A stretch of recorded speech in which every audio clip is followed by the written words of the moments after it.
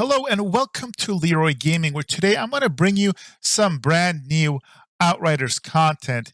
And in this video, I'm going to bring you the ultimate Devastator Marshal set guide.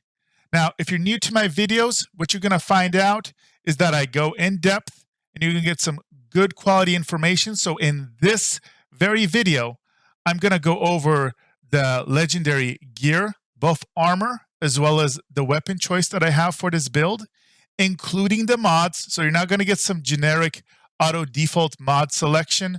You're going to get actual mods, including pictures and descriptions of what I think is necessary for this build. I'm also going to give you a full level 30 skill tree build out with explanations of what nodes I'm picking, in what order, and how it all synergizes.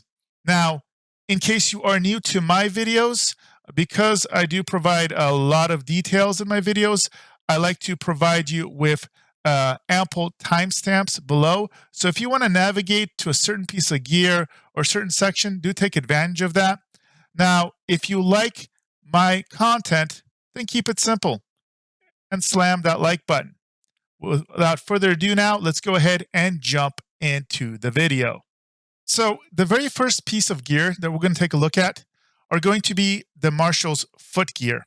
Now, do note this picture is from the actual leak that came out. And with this particular piece of gear, we like both of the mods, coincidentally. We're going to be changing quite a bit on some of the later pieces, but on this first one, we are going to like both the mods. And before we look at the mods, I want to emphasize the 3 skills that we're going to be using in this build, and also the set bonus that is very, very pivotal to it. So the 3 abilities that we're going to use are going to be Gravity Leap, as you see here. And this is the ability where you're going to literally kind of jump up into the air, kind of hover. You can target an enemy and come commenting down, slam into the enemies, doing a ton of AoE damage. You're going to be using Endless Mass, which is an ability that hasn't been shown or it hasn't been accessible in the demo. But what basically happens at range, you target an enemy, it kind of turns to stone. Enemies around it are going to get sucked into it, and after a couple seconds, it's going to blow up. And then the final ability that we're going to use here is going to be the Reflect Bullet ability, the protective ability. These 3, when they combine and synergize the way I'm going to show you, is going to make the Devastator quite unstoppable, extremely fun to play, and kind of easy to build, because outside of the actual legendary pieces, all of the mods that we're going to need here for this build, you can get in the demo right now. In fact, the pictures I took and cut up to make the modified pictures utilize my own gear. So that's going to be key, those 3 key abilities. Now, the set bonus we're talking about here is going to be Endless Mass pulls enemies and makes them share damage. This is what's really important, is the share damage portion, and you'll see how this synergizes with the abilities and the weapon mod we're going to choose. Now, the very first mod here is Bleed Them All, and this is going to be critical as well to this build. So inflicts bleed on all the enemies pulled by the skill. Very, very important. And then Gravity Leap, enemies within the damage radius of Gravity Leap will receive 1.5 times more anomaly damage for 5 seconds. And this is going to be important because we will actually be spamming Gravity Leap 2 times in a row. So when you first land, you're not going to get this damage multiplier, which is basically 50% more. I don't know why they say 1.5 instead of just 50% more. But the second Gravity Leap will get this multiplier, and also all the damage caused by Endless Mass when it explodes should also get multiplied by that. Plus, any of the reflect damage that you're going to get from the reflect damage skill is also going to get multiplied. So lots of synergy right off the bat. Now, do note, don't worry about the item level here or any of these stats. These will change. So for right now, what we really care about, because this will change depending what level you are, what we care about are the mods, because that's the one thing that will 100% be how we need it to be, and obviously the set bonus. So that is the first piece. Now the second piece for this set is going to be the Marshal's helmet. And the second piece, the way that it is shown, is also the exact way that you want it. So you're going to start with Wide Horizons, which is going to modify Endless Mass and increase the skill's radius by 25%. Now, this is radius, so because it's going all around, 25% may not seem like a lot, but when you're basically increasing the full circle in that range, this is going to be a massive increase in size, and you're going to be able to suck in more enemies and impact more enemies when you do your gravity leap because of it. And speaking of gravity leap, you're going to get life absorption. And again, the life absorption mod is a mod that you can get right off the bat during the demo. I have it. It is literally the most important mod I feel for life absorption. It's going to heal you for 100% of your damage dealt, and if your target dies, heal for 200% damage dealt. It is going to be one of 4 different ways you're going to heal. Okay, you heard it right. 4 different ways that the Devastator is going to heal, making him downright almost invincible. So there you go. So right off the bat, if we're keeping track so far, we're laying down Endless Mass. It's got a wider radius. Everything it sucks in, it starts bleeding. And then when you jump down with your gravity leap, you're going to do a bunch of damage. You're going to then heal for a bunch of the damage, potentially up to 200%, depending if the enemy dies. And you're also now going to put a buff on a debuff on the enemies that any other anomaly damage in the next 5 seconds are going to take an extra 50% damage. So remember that. So let's go ahead and look at the third piece. So the third piece of the set is going to be the Marshal's armor. And here's where we see our first modification. So the thing that doesn't change based off how this was built, and again, I'm not sure if these level 1, the human comet, may be random or may not. Again, this is from the leaked picture. This right element, the left element, is changed. So gravity leap increases skill damage. Now, don't worry about this big number, 159,000. All that matters is this is going to buff your gravity leap a lot. That means not only are you going to do more damage, but you're going to heal more as well. And it's going to be AoE. And because the enemies that are sucked in with the primary ability share damage, this should multiply. So you're doing damage and you're kind of double dipping on these damage multipliers across all the enemies. So you can probably already see where this is all going. Now, this is also where Reflect Bullet starts to show how synergistic and powerful it's going to be. So this right here, Auto Reflect, is the most important of all, arguably the most important of the other all the mods for Reflect Bullets. There's another one that's pretty close. So you can now fight while the skill is active, but you cannot manually deactivate the skill. It only negates 50% of the damage. We don't care. It's fine. You're going to be invincible. So what's going to happen now is you're going to do the little gravity well ability. Everything's going to get sucked into the center. You're going to jump up with gravity leap. You're going to come smashing down the first time. You're going to spam auto reflect. So now anything that's attacking you is going to start reflecting. And then you're going to jump up back into the air with a second gravity leap that you're going to see how you're going to do that in just a second. When you're in that gravity state, enemies can still shoot you. And it could be other parts of the map, but you're going to be reflecting on them. So remember that. Any enemies in that little sucked up in area that you're now hovering above, those are getting reflected, and also potentially other enemies. And that's going to be important. And then you're going to come smashing down again. Now you're going to make sure you want to smash back down within that 5-second period, because you're now going to get that 50% damage buff. Again, at that point, things are either dead or potentially dying. And then that gravity kind of well effect is going to collapse and explode and do even more damage. Again, modified by that 50%. Okay, so this is so far what we have with this one modification. So that's armor piece number 3. Now this is where it gets really fun. Number 4.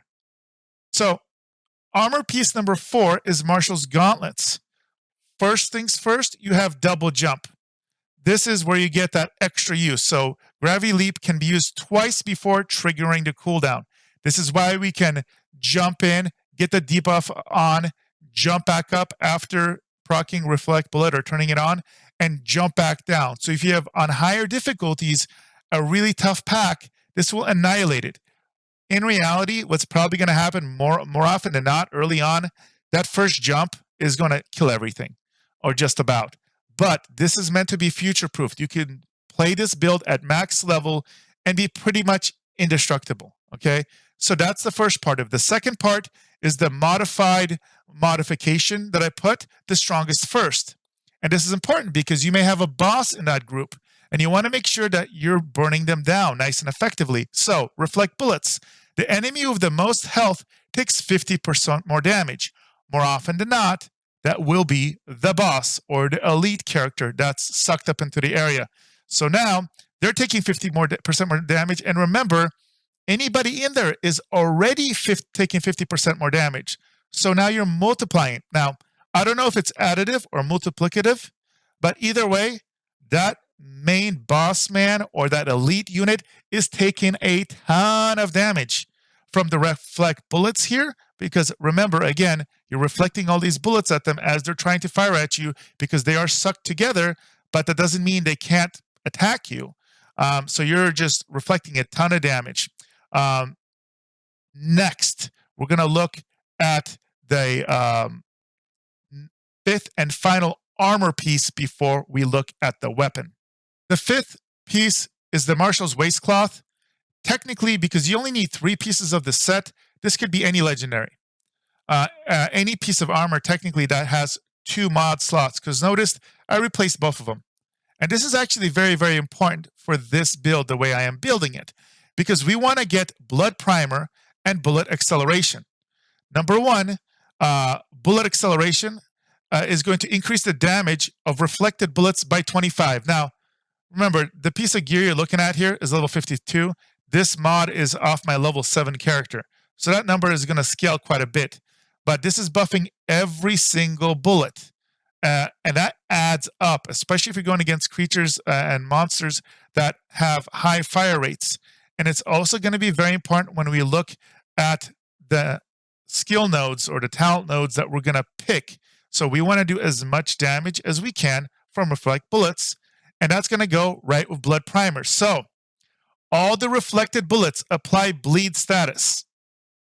So at this point, anything that attacks you or anything that you sucked into that little black hole basically is getting bled. Because earlier on in the set, we said everything that got targeted by the little black hole effect is going to get bled. And now anything else, so if you're in the air and something shoots you from across the map, you reflect a bullet back at it, now it's bleeding, okay? So now everything is bleeding, and it's all getting multiplied by this bullet acceleration effect as well, all right? And it's sharing damage as well. So there's a lot of multiplying going on even before we look at any of the skill nodes, all right? So those are the pieces of armor. So now we're going to go to the coup de resistance of this set when we look at the weapon that I'm going to choose. Now, the weapon that I chose for this setup, you can also get in beta. In fact, this is one of the ones I got from my character with a slight modification here. So what you're going to have here is 2 things you want to keep in mind. Even though the numbers will change, we do care about the actual effects on the Voodoo Matchmaker. And the legendary should not be random from everything I've read when it comes to the actual effects. So we care that it has weapon life leech. We care that it has healing received buff by 7%, and that number will obviously go up or down. And we care about close range damage because you're going to be doing close range damage. All of these help your build. Now, here is the key that makes all of this come together really, really well. So remember, you've now sucked up all the enemies into a nice little area. You've slammed down on them. They're all bleeding. Now, you shoot them. And when you shoot them, shots link up to 2 enemies, sharing 30% of the weapon damage dealt and 10% of the anomaly damage dealt. So you kind of pray and spray into that area and make sure you hit everything. And you will hit everything just from the shared damage. What's important is the second part here, improved stiffening. Shots inflict slow on enemies. This is the same effect that the trickster does. So now, all of a sudden, they are neutered, especially if you're going in elites or bosses. You're going to be able to shoot them. You're going to slow them. Their DPS against you is going to go down, and you're just destroying them and keeping them from being able to damage you or your group if you're playing in a group. So hopefully you can see how the weapons and armor synergize. Now we got to take a look at the skill notes. All right, now we are looking at the talent tree for the Devastator. And I almost guarantee you're not going to find this specific build, and I definitely guarantee you're not going to find this build plus the gear as I've set it up.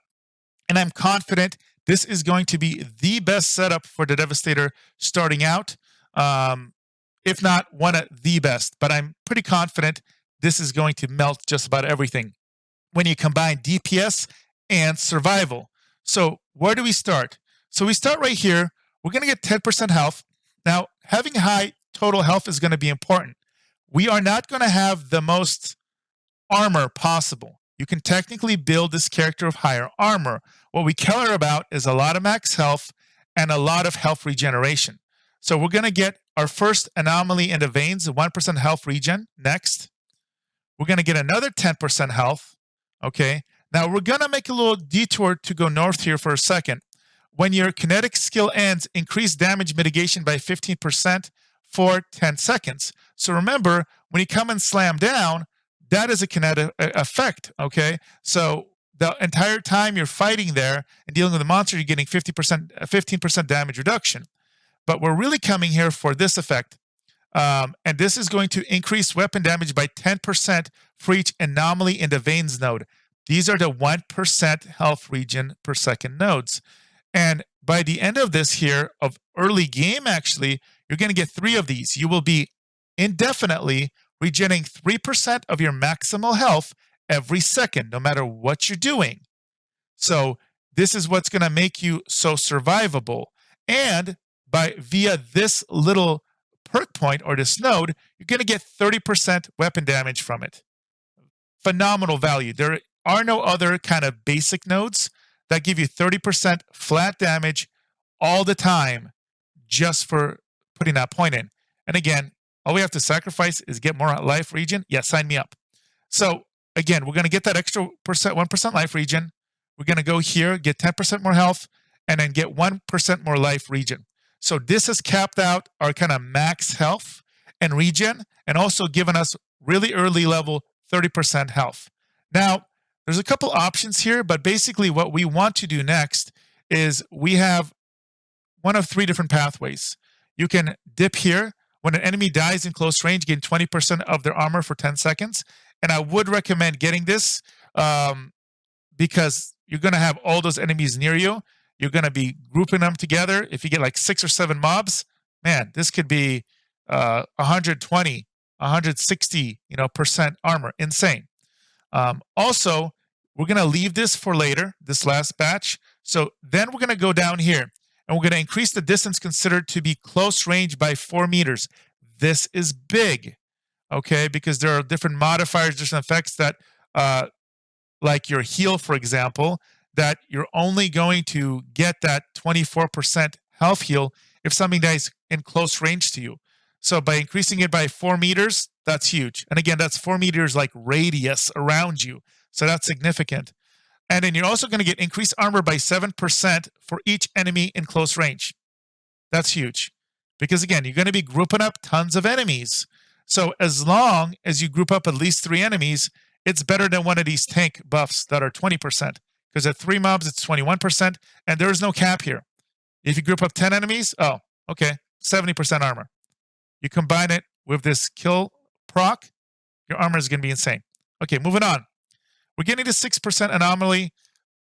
It's just in the way. We need it. It's not necessary. I mean, it's necessary, but that's not what we're aiming for. We're not going for anomaly builds. It would be nice, but we're not going to get a ton of it from the notes.